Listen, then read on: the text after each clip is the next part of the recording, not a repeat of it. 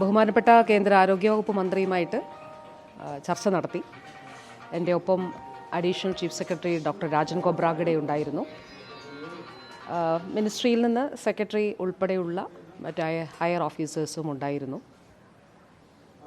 അപ്പോൾ അദ്ദേഹം നമ്മുടെ ആശാ സമരം സംബന്ധിച്ച കാര്യങ്ങൾ, ആശമാരുടെ പൊതുവിഷയങ്ങൾ, പ്രശ്നങ്ങൾ അദ്ദേഹം വളരെ വിശദമായിട്ട് കേട്ടു.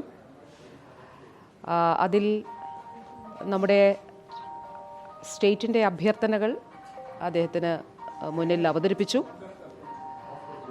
അപ്പോൾ ഇൻസെൻറ്റീവ്സ് വർദ്ധിപ്പിക്കുന്നതുൾപ്പെടെയുള്ള കാര്യങ്ങൾ, അതോടൊപ്പം ഇവരെ തൊഴിൽ നിയമങ്ങളുടെ പരിധിയിൽ വുമൻ വോളണ്ടിയർ എന്നുള്ളതാണല്ലോ സെൻട്രൽ ഗൈഡ് ലൈൻ, യൂണിയൻ ഗവൺമെൻറ്റിൻ്റെ ഗൈഡ് ലൈൻ അങ്ങനെയാണ്.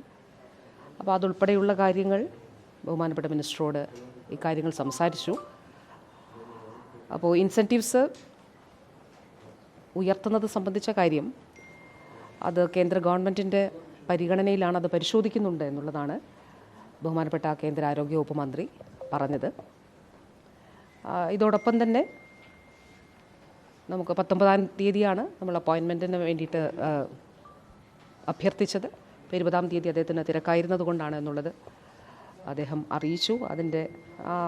ആ അപ്പോയിൻമെൻറ്റ് നമ്മൾ തേടിയതിലാണ് ഇന്ന് നമുക്ക് അദ്ദേഹത്തിൻ്റെയും കൂടി സൗകര്യം കൂടി കണക്കിലെടുത്തുകൊണ്ട് ഇന്ന് കണ്ടത്. ഇതുകൂടാതെ സംസ്ഥാനം നടത്തുന്ന TB എലിമിനേഷന് വേണ്ടിയിട്ടുള്ള പ്രവർത്തനങ്ങളെ അദ്ദേഹം അഭിനന്ദിച്ചു. നല്ല നിലയിൽ, ഏറ്റവും നല്ല നിലയിൽ രാജ്യത്ത് കേരളം ആണ് നടത്തുന്നത് എന്നുള്ളത് പറഞ്ഞു. മെഡിക്കൽ കോളേജുകളുമായിട്ട് ബന്ധപ്പെട്ട ഒരു 4 വിഷയങ്ങളാണ് സംസാരിച്ചത്. ഒന്ന് ആശാമാരുമായിട്ട് ബന്ധപ്പെട്ടിട്ടുള്ള വിഷയം, അതോടൊപ്പം തന്നെ നമ്മുടെ ആശമാർ ഉയർത്തുന്ന വിഷയങ്ങൾ, അത് കേന്ദ്ര സ്കീമാണ് ആശ എന്നുള്ളത് കൊണ്ട് തന്നെ ബഹുമാനപ്പെട്ട കേന്ദ്രമന്ത്രിയുടെ മുൻപാകെ ഇക്കാര്യം വളരെ വിശദമായിട്ട് അവതരിപ്പിച്ചു. ഇതുതന്നെയാണ് ആദ്യമായിട്ട് 1ാമത്തെ അജണ്ടയായിട്ട് സംസാരിച്ചത്. അതോടൊപ്പം നമുക്ക് 2023-24 ശേഷിക്കുന്നത് നൽകുന്നത് സംബന്ധിച്ച കാര്യം അതും വളരെ പോസിറ്റീവായിട്ടാണ് അദ്ദേഹം അത് പരിഗണിച്ച് അത് വർക്കൗട്ട് ചെയ്യാനായിട്ട് പറഞ്ഞു. മെഡിക്കൽ കോളേജുകൾ കാസർഗോഡും വയനാടും ആരംഭിക്കുന്നതിന് വേണ്ടിയിട്ടുള്ള പിന്തുണ നൽകണമെന്നുള്ളതും അഭ്യർത്ഥിച്ചു.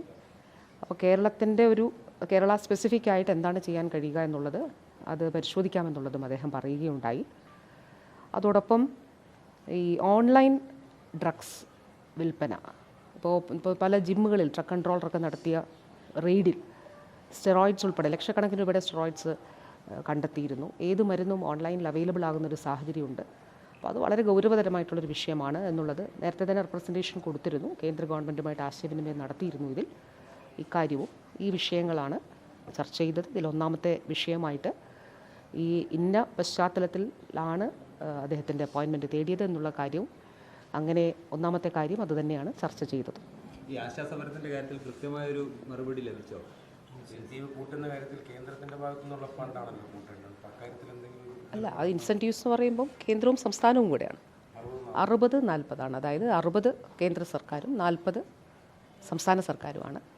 അപ്പോൾ ഇക്കാര്യം കേന്ദ്രത്തിൻ്റെ പരിഗണനയിലാണ് എന്നുള്ളത്, ക്ഷമിക്കണം, എനിക്ക് വൈറൽ ഫീവറിന് ശേഷമുള്ള ആ ഒരു ഇൻഫെക്ഷൻ നിലനിൽക്കുന്നുണ്ട്. അപ്പോൾ അതുകൊണ്ട് ഈ 60-40 എന്നുള്ളത് 40 സ്റ്റേറ്റാണ്. അപ്പോൾ അതുകൊണ്ട് ഇൻസെൻറ്റീവ്സ് വർദ്ധിപ്പിക്കുന്ന കാര്യം അത് പരിശോധിക്കുന്നുണ്ട്. അത് കേന്ദ്ര സർക്കാരിൻ്റെ പരിശോധനയിലാണെന്നുള്ളത് പറഞ്ഞു. എയിംസിൻ്റെ കാര്യത്തിലോ കേരളത്തിൽ അക്കാര്യവും പറഞ്ഞിരുന്നു. എയിംസിൻ്റെ കാര്യവും സംസാരിച്ചിരുന്നു. അപ്പോൾ നമ്മൾ കോഴിക്കോട് സ്ഥലം കൊടുത്തത് സംബന്ധിച്ചും, അതായത് 150 ഏക്കർ ഗവൺമെൻറ് ലാൻഡും 50 ഏക്കർ അക്വിസിഷനും അതിൻ്റെ പ്രോസസ്സ് ഉൾപ്പെടെയുള്ള ഡോക്യുമെൻ്റ് കൊടുത്തതും മിനിസ്ട്രിയിൽ ഉള്ള കാര്യവും പറഞ്ഞു. അപ്പോൾ അത് കേരളത്തിന് അത് വേണം എന്നുള്ളത് തന്നെയാണ് അദ്ദേഹത്തിൻ്റെ നിലപാടും. അത് ലഭിക്കും, അത് വൈകാതെ ലഭിക്കും എന്നുള്ളത് തന്നെയാണ് അദ്ദേഹം പറഞ്ഞത്. അപ്പോൾ എനിക്ക് കഴിഞ്ഞ തവണത്തെ നമ്മുടെ ആദ്യ സന്ദർശനത്തിന് ശേഷം അദ്ദേഹത്തിൻ്റെ ഒരു കത്ത് ലഭിച്ചിരുന്നു. അപ്പോൾ അതിൽ ഒരു സ്കീമിൽ ഉൾപ്പെടുത്തി നമുക്കത് നൽകാമെന്നുള്ളതാണ് അദ്ദേഹം പറഞ്ഞിരുന്നത്. അടുത്ത ഒരു എയിംസ് അനുവദിക്കുന്ന ഘട്ടത്തിൽ നൽകാമെന്നുള്ളതാണ് പറഞ്ഞിരുന്നത്. അത് ഇന്നും അദ്ദേഹം ആവർത്തിച്ചിട്ടുണ്ട്. ഈ കുടിശ്ശികയുമായി ബന്ധപ്പെട്ട് ഒന്നും കേരളത്തിന് തരാനില്ല എന്നാണ് രാജ്യസഭയിൽ JP നദ്ദ പറഞ്ഞത്. അപ്പോൾ ആ കുടിശ്ശികയുടെ കാര്യത്തിൽ കൃത്യമായൊരു, ഞാൻ ഈ മീറ്റിങ്ങിൽ ആ വിഷയം ഉയർത്തി, ഈ വിഷയം പറഞ്ഞിരുന്നു. അപ്പോൾ അത് പരിശോധിക്കാമെന്നുള്ളത് അദ്ദേഹം പറഞ്ഞിരുന്നു.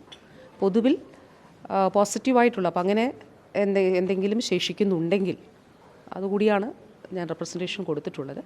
അപ്പോൾ ആ ശേഷിക്കുന്നുള്ളത് അത് ഓഫീസേഴ്സിനോട് അത് പരിശോധിച്ചിട്ട് അതിലാവശ്യമായിട്ടുള്ള ഇടപെടലുകൾ ഈ സാമ്പത്തിക വർഷം നടത്താമെന്നുള്ളതും പറയുകയുണ്ടായി. പൊതുവിൽ വളരെ പോസിറ്റീവായിട്ടാണ് ബഹുമാനപ്പെട്ട കേന്ദ്ര ആരോഗ്യവകുപ്പ് മന്ത്രി ഈ വിഷയങ്ങളെ സമീപിച്ചത്. ആ നിലയിൽ തന്നെ അത് പോസിറ്റീവായിട്ടുള്ള ഒരു ചർച്ചയായിരുന്നു.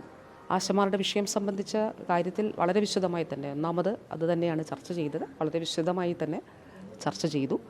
ഈ വിഷയങ്ങളെല്ലാം അദ്ദേഹം കേട്ടു. അതിനുശേഷം ആണ് ഇക്കാര്യം അദ്ദേഹം അറിയിച്ചത്.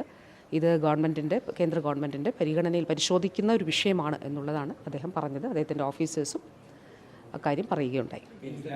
പണം തരുന്നതിൽ അതിൽ എന്താണ് എന്ത് നിബന്ധനയുടെ അടിസ്ഥാനത്തിൽ ഫണ്ട് ലാപ്സായ ഇതെല്ലാം നമ്മൾ പല പ്രാവശ്യം പറഞ്ഞിട്ടുള്ളതാണല്ലോ. കാരണം 2023-24 മുതൽ നമ്മൾ പറയുന്ന കാര്യമാണല്ലോ. അതായത് അത് കോബ്രാൻഡിങ് സംബന്ധിച്ച വിഷയമാണ്. അപ്പോൾ അത് ആദ്യം ഡിസംബറിൽ നമ്മളത് നൽകിയിരുന്നു. അതിനുശേഷം വേറൊരു രീതിയിൽ മാറ്റണമെന്ന് പറഞ്ഞു. അപ്പോൾ അത് വന്ന് നമ്മൾ നൽകിയിരുന്നു. അപ്പോൾ അതെല്ലാം പറഞ്ഞിരുന്നു.